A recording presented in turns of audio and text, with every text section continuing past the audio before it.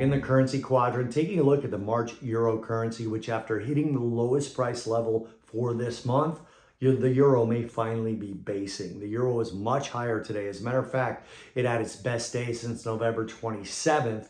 And even though yesterday was negative versus the previous day's close, it did bounce off its lows and finish higher than its own open, meaning yesterday's open. So on a typical candlestick chart, it shows up as a positive colored candle despite being lower in terms of change on the day. Today we had a low of 103.82 half. That was down close to 0.2%. The high, on the other hand, 104.87 half, was up about 82 basis points. And as we get in toward the close, we're still up about 80 basis points.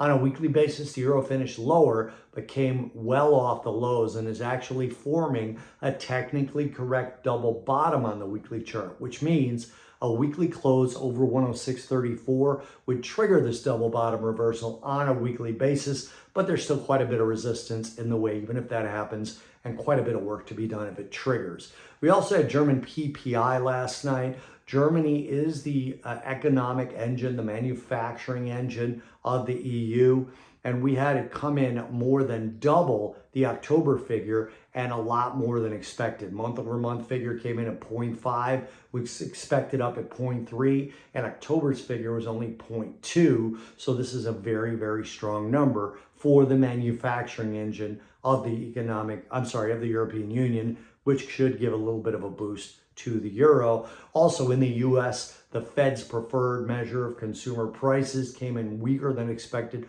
across the board. This entire set of data pushed treasury yields lower for today and also dropped the dollar, which of course is a tailwind for the euro.